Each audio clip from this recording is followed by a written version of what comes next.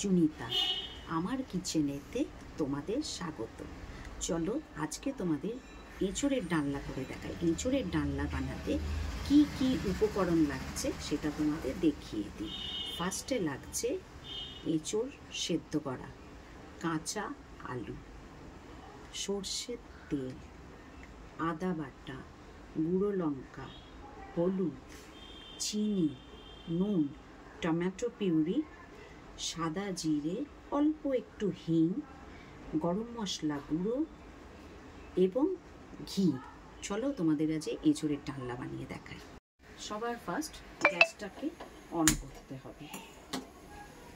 তারপরে একটু কড়াটা একটু হালকা গরম হলে কড়ার মধ্যে সর্ষের তেল দিয়ে দিতে হবে, অল্প একটু। তেলটা গরম হলে তারপর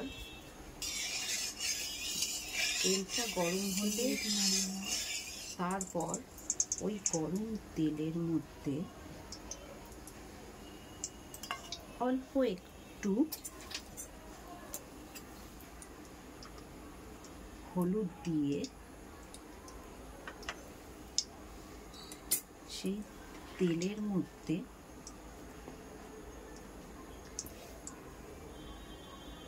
আলুগুলোকে ভাজতে হবে।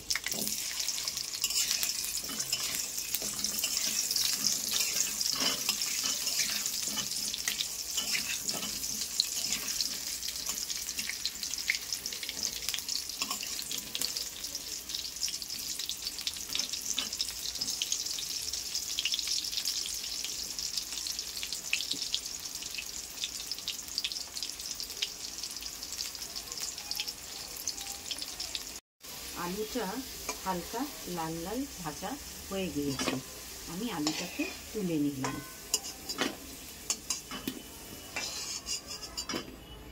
ওই তেলেতেই আমি এঁচোড়গুলোকেও একটু হালকা করে ভেজে নেব।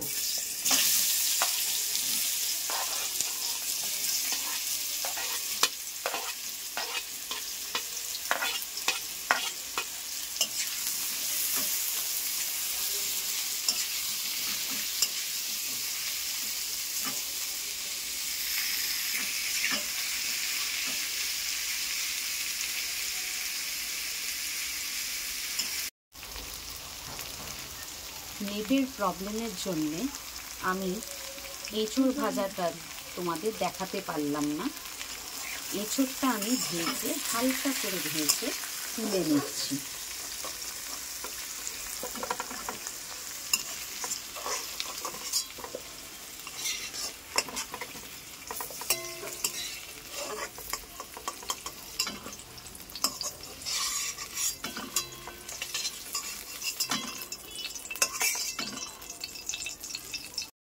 চলো গাইস, ওই তেলেতেই আর একটুখানি তেল আমি মিশিয়ে নিলাম, 2 টেবিল স্পুন মতন।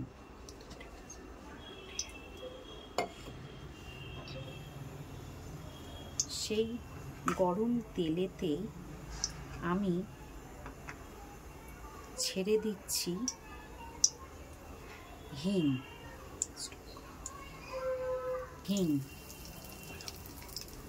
এবারে ছাড়ছি অল্প সাদা জিরে। আর আমি মশলাটাকে বানিয়ে রেখেছি। এই মশলার মধ্যে রয়েছে আদা বাটা, গুঁড়ো লঙ্কা আর 2 চামচ হলুদ। জিরেটা যখন লাল লাল ভাজা হয়ে আসবে তখন তার মধ্যে এই মশলাটা আমি পুরোটাই দিয়ে দেব।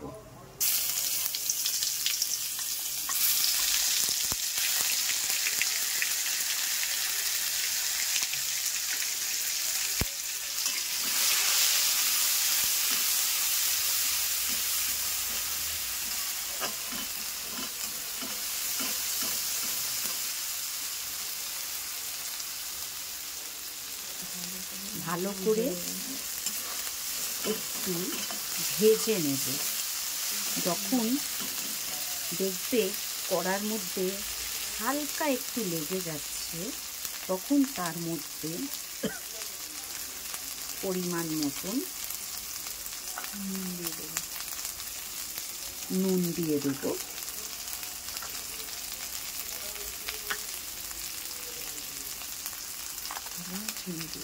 এবং চিনিটাও পরিমাণ মতন দিয়ে দেব।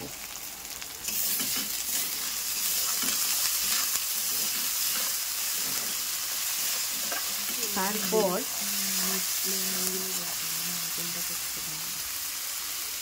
হাই ফ্লেমের মধ্যে এই মশলাটা আমি করছি। তারপর ওর মধ্যে টমেটো পিউরিটা দিয়ে দেবো আমি।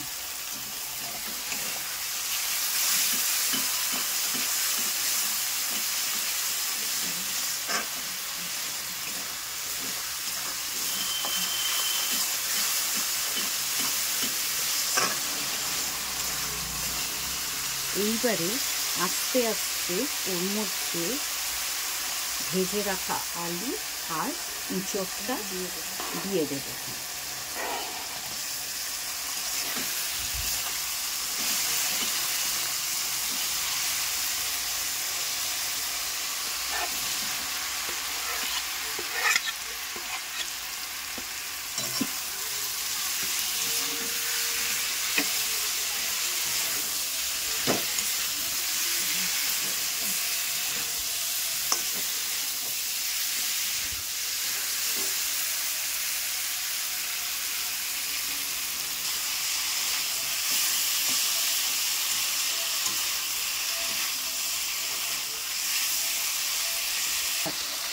এইবারে আমার কষা হয়ে গেছে, তেল ছাড়তে শুরু করে দিয়েছে। হালকা গরম করে রাখা জল আমি ওর মধ্যে ঢেলে দেব।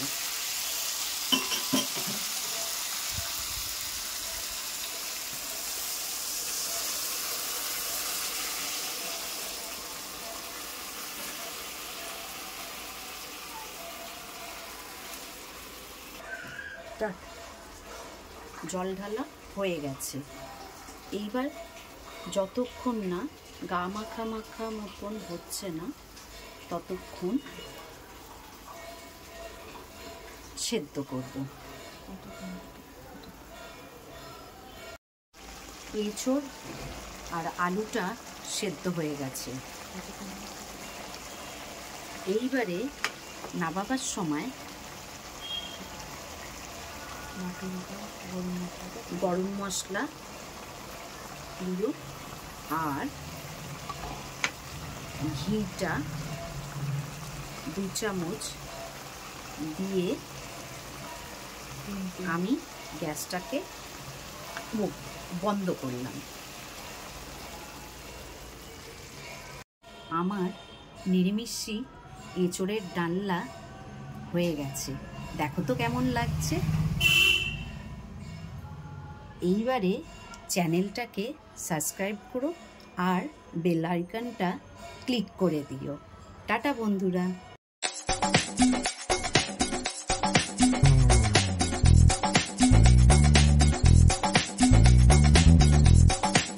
হ্যালো বন্ধুরা, আজকে তোমাদেরকে চানা কিমা মশলা করে দেখাচ্ছি। তার জন্য আমার লাগছে বয়েল করা কাবলি ছোলা, কিমাটাকে বয়েল করা, আলুটাকে ভেজে নিয়েছি, আর লাগছে এর মধ্যে পেঁয়াজ বাটা, টমেটো পিউরি, আদা বাটা, গুঁড়ো লঙ্কা, হলুদ, জিরে গুঁড়ো, ধনে গুঁড়ো, কসুরি মেথি, চিনি, নুন, হিং অল্প, সাদা জিরে, সর্ষের তেল। চলো এবার তোমাদেরকে বানিয়ে দেখাচ্ছি। সর্ষের তেলটা আমার গরম হয়ে গেছে, তার মধ্যে আমি দিয়ে দিচ্ছি হিং আর জিরেটা।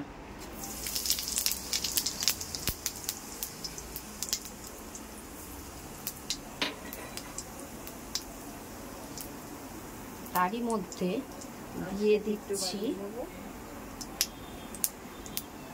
পেঁয়াজ বাটাটা।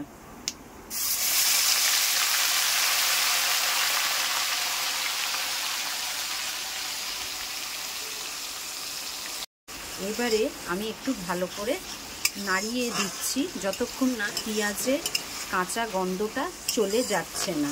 পেঁয়াজের কাঁচা গন্ধটা চলে গেলে আবার আমি ফিরে আসছি। পেঁয়াজের কাঁচা গন্ধটা আর বেরোচ্ছে না।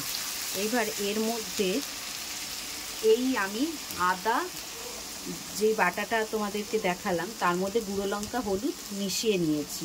এবারে এইটা আমি পেঁয়াজটার মধ্যে দিয়ে দেব।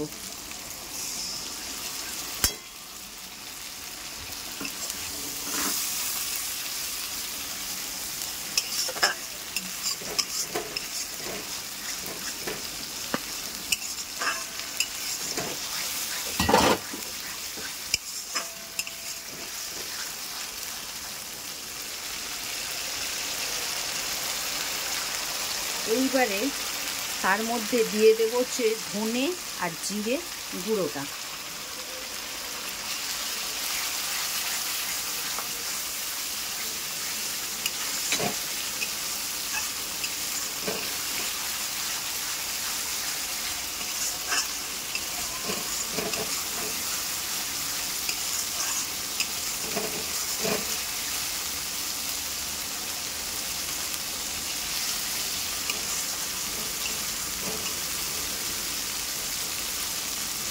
দেখো আস্তে আস্তে তেল ছাড়তে শুরু করেছে। এইবারে ওর মধ্যে আমি নুনটা দেব।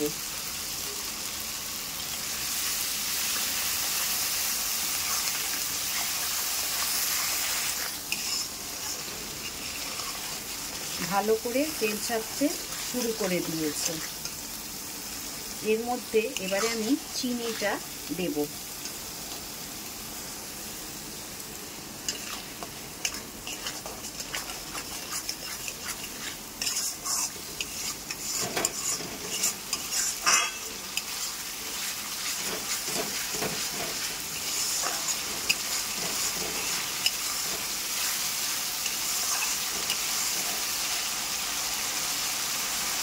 দেখো কালারটা এবারে কিরকম এসছে। এইবারে আমি দিয়ে দেব টমেটো পিউরিটা।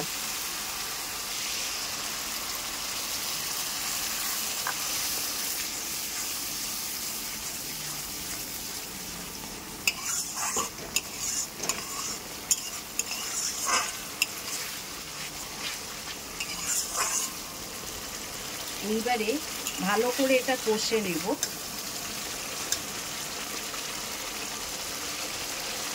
কষে নিয়ে তারপরে আমি ফিরে আসছি। দেখো ভালো করে তেলটা ছেড়ে দিয়েছে। এইবারে ওর মধ্যে আমি দিয়ে দেব আলু।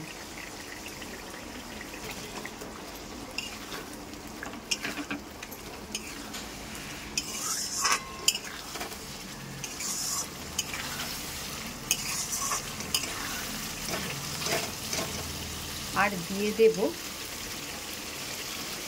মাটন বয়েল করাটা, সরি মাটন কিমা বয়েল করাটা।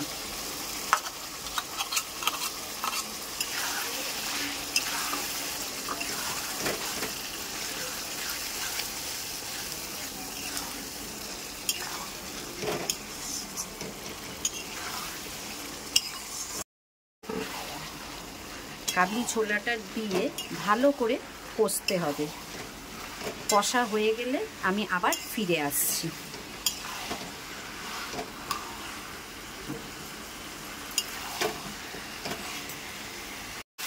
আমাদের কষানো হয়ে গেছে। এইবারে এইটার মধ্যে একটু জল দেব। দেখো তো কালারটা কেমন এসেছে।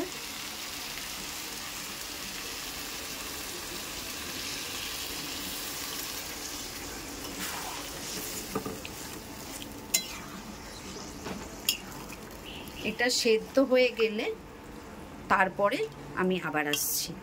আমার কিমা চানা মশলাটা হয়ে গেছে। এবারে আমি কসুরি মেথি দিয়ে এটাকে বন্ধ করে দেব।